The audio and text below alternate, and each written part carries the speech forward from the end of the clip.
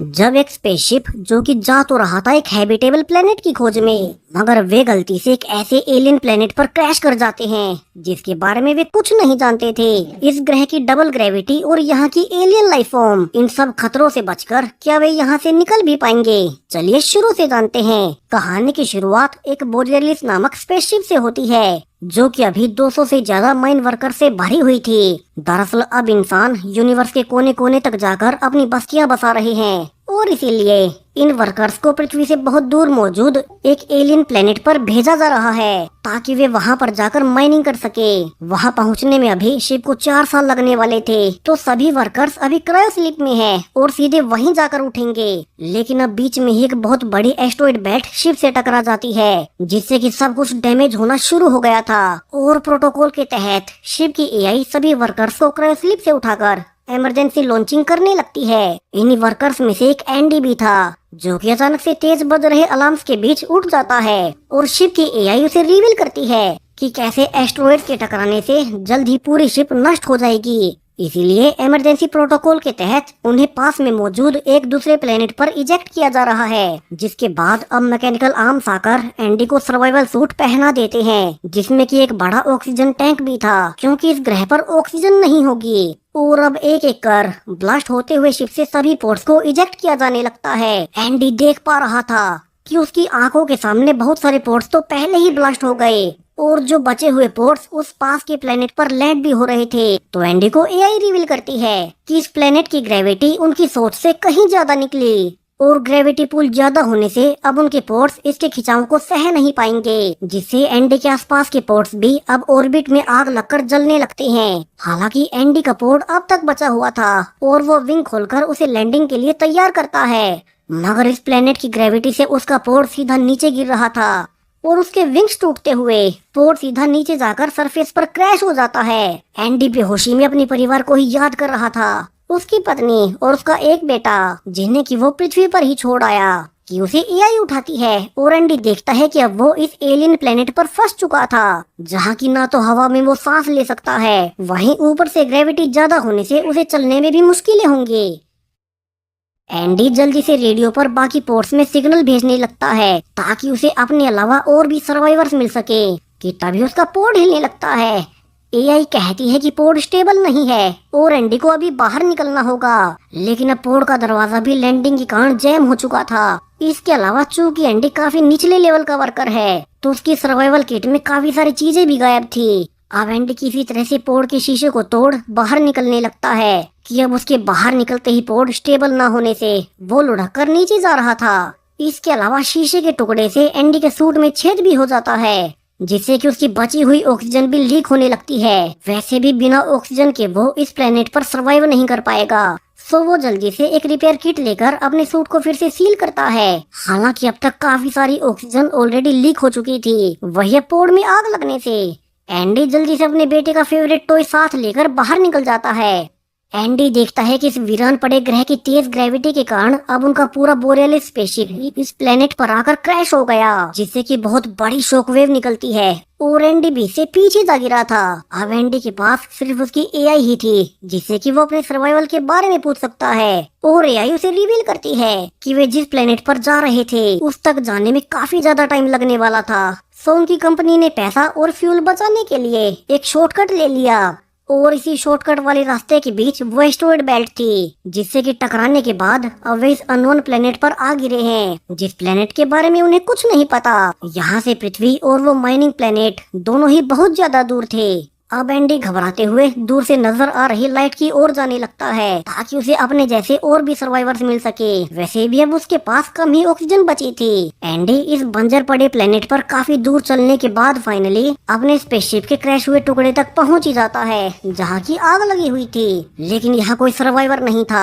सो वो पास के पोर्ट से ऑक्सीजन टैंक निकालने लगता है, लेकिन उसकी बुरी किस्मत कि वो टैंक ही पहले से डैमेज हो चुका था, यानी कि उसे यहाँ भी ऑक्सीजन नहीं मिलेगी। एंडी जल्दी से आगे बढ़ने लगता है ताकि उसे कुछ और पोर्ट्स मिल जाएं।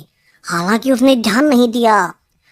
इसी बीच उसने ध्यान नहीं दिया उसके पीछे वाले पोर्ट्स पर किसी तरह के निशान बने हुए थे, यानी कि इस ग्रह पर कोई एलियन लाइफ मौजूद है जो कि बहुत खतरनाक है। अब कुछ देर चलने के बाद एंडी को एसओएस लाइट्स नजर आती हैं, जो कि एक रेतीले तूफान के बीच लगी हुई थी, और एक और सर्वाइवर ड्वेन इन्हें इंस्टॉल कर रहा था ताकि पृथ्वी पर मैसेज भेज सके कि वे अब इस प्लेनेट पर फंसे हुए हैं और उन्हें यहाँ से निकालने के लिए वे एक रेस्क्यू शिप भेजें। अब ड्वेन और एंडी एक दूसरे को देख बहुत खुश थे, क्योंकि 200 से भी ज्यादा वर्कर्स में से सिर्फ वे ही जिंदा बचे थे। ड्वेन कंपनी पर गुस्सा भी होता है कि सिर्फ फ्यूल बचाने के लिए वे शिप को इस खतरनाक रास्ते से ले जा रहे थे।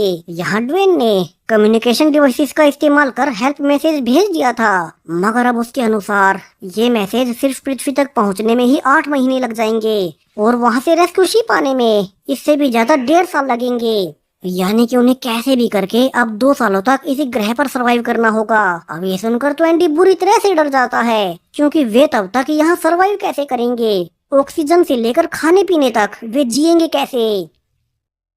लेकिन ड्वेन उसे अच्छी खबर भी देता है कि चूंकि बाकी सब मर चुके होंगे तो उन्हें बस अपने स्पेसशिप का मेन पार्ट ढूंढना है, उसमें बाकी लोगों का खाना अब वे दोनों आराम से खा सकेंगे और वहाँ पर ऑक्सीजन के बड़े टैंक्स हैं, सो उन दोनों के लिए वो ऑक्सीजन और खाना पानी अगले 2 सालों के लिए बहुत होगा।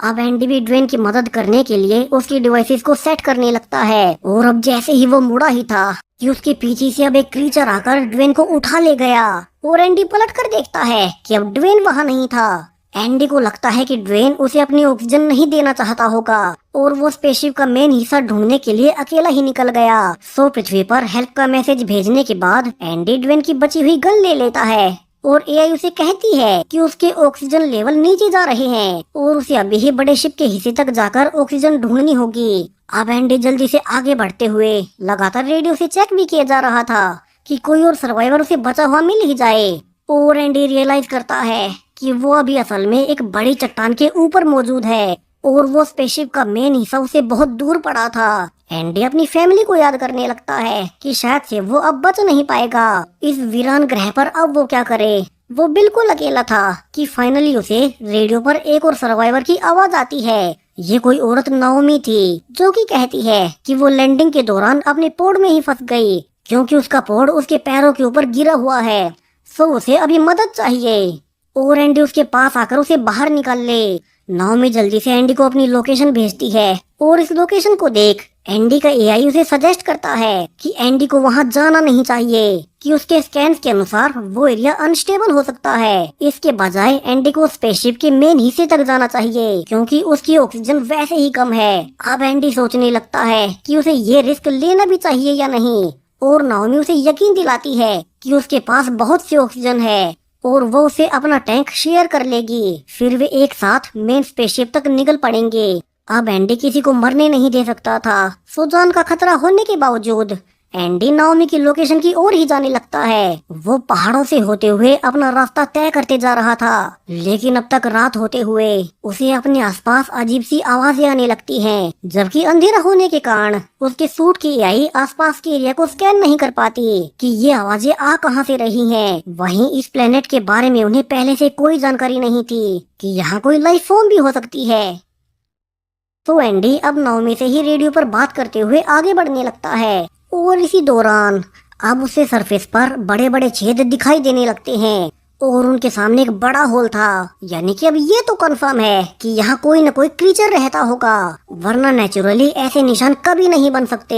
एंडी डरते हुए तेजी से आगे भागने लगता है। उसे भी नहीं पता कि यहाँ के जीव कितने खतरनाक हो सकते हैं, लेकिन अब जैसे जैसे वो आगे बढ़ रहा था उसे यहाँ के जीवन के और ज्यादा सबूत मिलने लगते हैं, और एक क्रीचर के हाथ से एंडी वहीं छिप जाता है। वहीं नाओमी रिवील भी करती है कि उसके ट्रैकर्स के अनुसार कई सारे क्रू मेंबर्स एंडी की ओर ही रहे हैं, जबकि लाइफलाइन दिखा रही थी कि वे सब मर चुके हैं, तो फिर वे उसके पास कैसे आ रहे हैं। एंडी यही सोचकर परेशान था कि तभी ऊपर से कोई फ्लेयर गन शूट करता है, और एंडी रिफ्लेक्शन में देख पा रहा था कि यहाँ तो एक बहुत बड़ा एलियन खड़ा हुआ है। एंडी समझ जाता है कि इसी जीव ने सभी क्रू मेंबर्स को खा लिया होगा और इसीलिए उनके ट्रैकर्स उसके पेट में मौजूद हैं। अब एंडी नोटिस करता है कि ड्वेन की गन भी काम नहीं कर रही, सो वो उस एलियन क्रीचर से दूर भागने लगता है। वहीं वो एलियन अब उसे नोटिस कर सीधा उस पर टूट पड़ा था।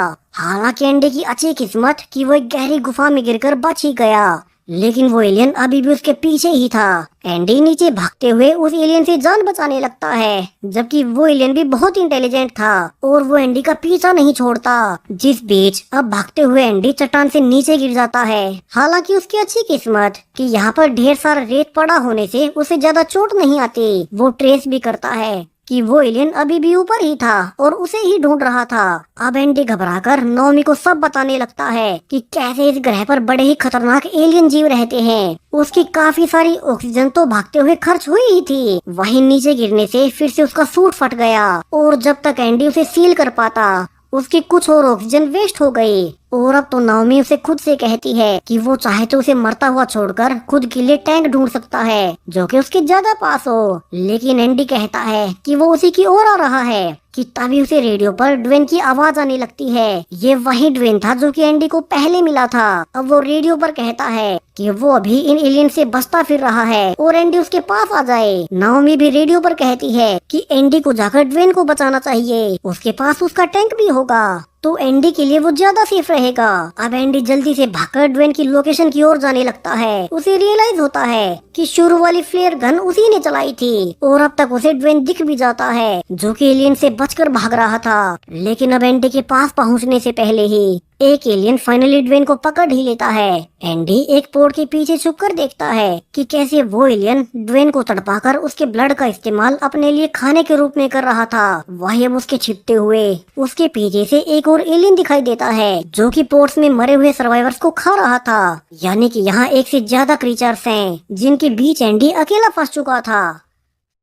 सो नाओमी अब उसे बचाने के लिए आसपास पड़े सारे ही पोर्ट्स का अलार्म बजा देती है, जिससे कि वे क्रीचर्स डिस्ट्रैक्ट हो रहे थे। और इसी डिस्ट्रैक्शन का फायदा उठा एंडी, जो कि अब तक एक पोर्ट में छिपा हुआ था, वो बाहर निकलकर उन एलियन से दूर भागने लगता है। लेकिन वे क्रीचर्स भी उसे नोटिस कर ही लेते हैं और दोनों एक साथ एंडी के पीछे आने लगते हैं। लेकिन अब जैसे ही एंडी एक फोगी एरिया में गया ही था कि वे आगे नहीं बढ़ते। ऐसा लग रहा था मानो वे इस एरिया में जाने से डर रहे हों और वे वहीं से वापस भाग जाते हैं। अब एंडी खुशी से नाओमी को रेडियो पर बताता है कि वे यहाँ से डर क्यों रहे थे ये तो उसे भी नहीं पता और अब वो उसी के पोर्ट की ओर आ रहा है। नाओमी रेडियो पर काफी डरी हुई थी क्योंकि इस प्लेनेट पर एलियंस मौजूद हैं। सो एंडी उसे शांत करता है कि वे आगे जाकर अपने स्पेसशिप में छिप जाएंगे और रेस्क्यू शटल के आने तक 2 साल तक वहीं छिपे रहेंगे। रास्ते में चलते हुए एंडी को फायरफ्लाइज भी नजर आती हैं, जिनकी लाइट से एंडी को लगता है कि वे भी पृथ्वी वाली फायरफ्लाइज जैसी ही होंगी। लेकिन अब एक फ्लाई उसके पास आते ही रेड में बदल जाती है और देखते ही देखते सभी का कलर रेड हो गया था, जिसके बाद वे एक साथ एंडी पर अटैक कर देती हैं। यहाँ एंडी भागकर किसी तरह से उनसे पीछा छुड़ाता है। उसे लग रहा था कि अब वो बच ही गया कि तभी सरफेस के नीचे से एक और क्रीचर आकर एंडी को पैरों से पकड़ लेता है। ये वही जायंट क्रीचर था जिससे कि वे 2 एलियन डरकर पीछे हो गए थे, मगर एंडी तब समझ नहीं पाया।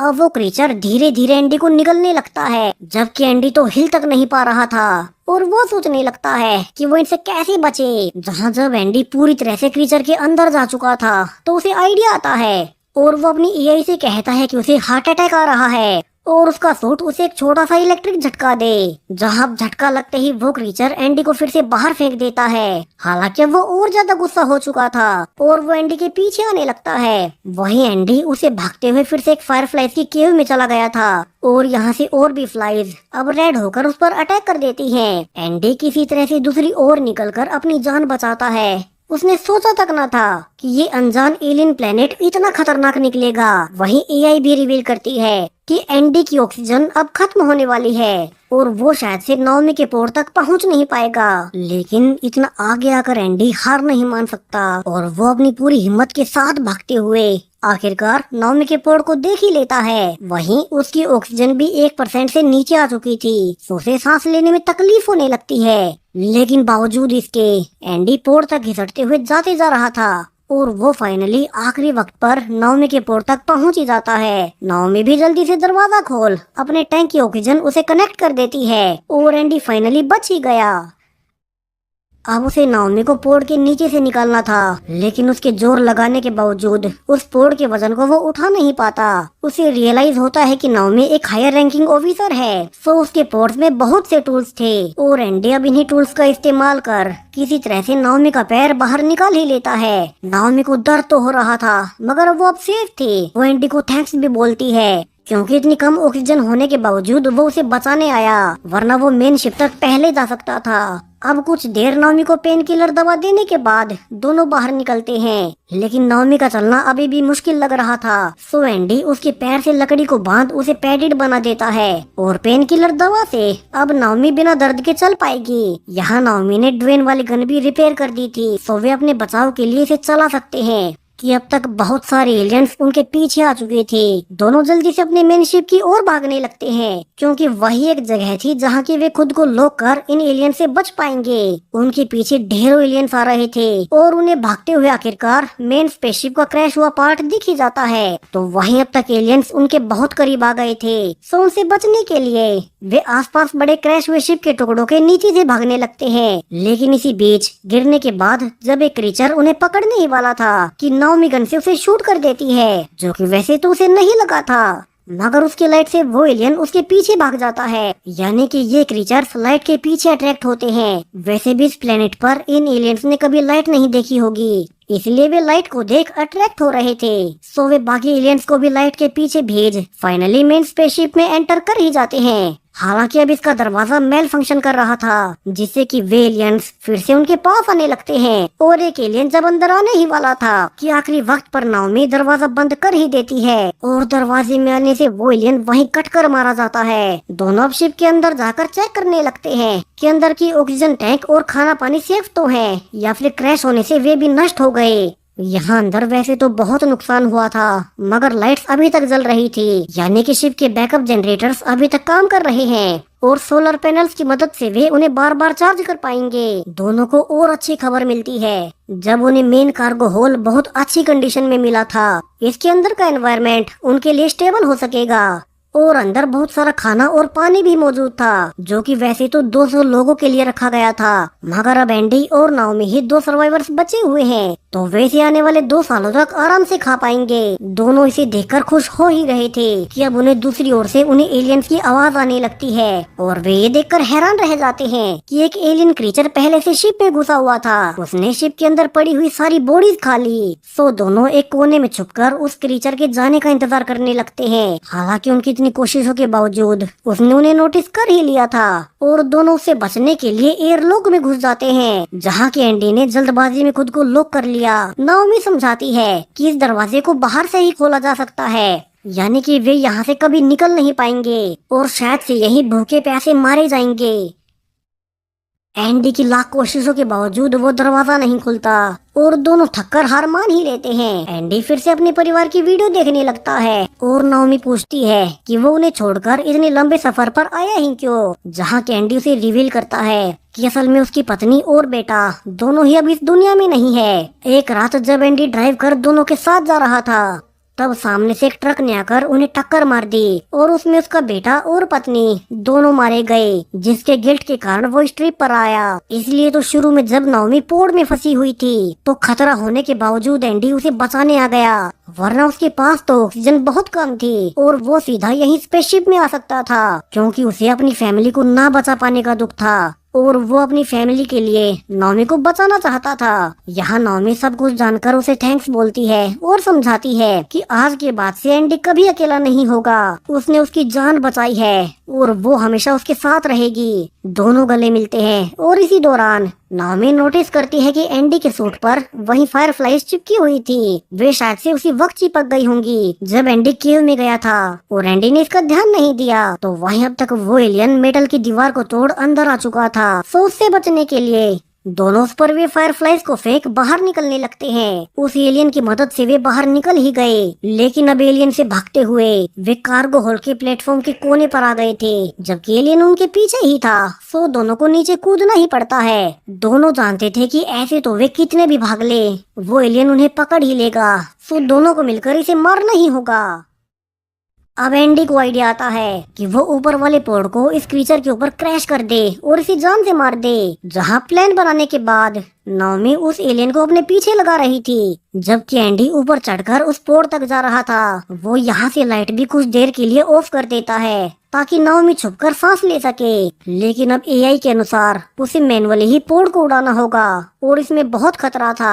लेकिन फिर भी एंडी अब फिर से अपनी जान दांव पर लगाकर पोर्ट में आ ही जाता है और इशारा मिलते ही नाओमी फिर से उस क्रीचर को अपने पीछे लगाकर उसी पोर्ट की ओर ले आई थी। एंडी अपने बेटे की आखिरी याद उसके टॉय को सामने रख अब पोर्ट को एलियन से टकराने को तैयार था। उसे लग रहा था मानो वो इस बार अपनी फैमिली को बचा रहा हो और वो सक्सेसफुली एलियन पर गिराकर उसे मार ही देता है। नाओमी भागकर एंडी को संभालती है जो कि कोई मूवमेंट नहीं कर रहा था। लेकिन कुछ देर बाद एआई की मदद से वो एंडी को बचा ही लेती है। दोनों अब एक साथ थे और वे आने वाले 2 सालों तक यहीं शिप के अंदर रहकर सरवाइव कर पाएंगे जब तक कि उनका रेस्क्यू शिप नहीं आ जाता। और खाने और पानी की तो कोई कमी ही नहीं थी। एंडी यहाँ से अपनी लाइफ फिर से शुरू कर रहा है क्योंकि अब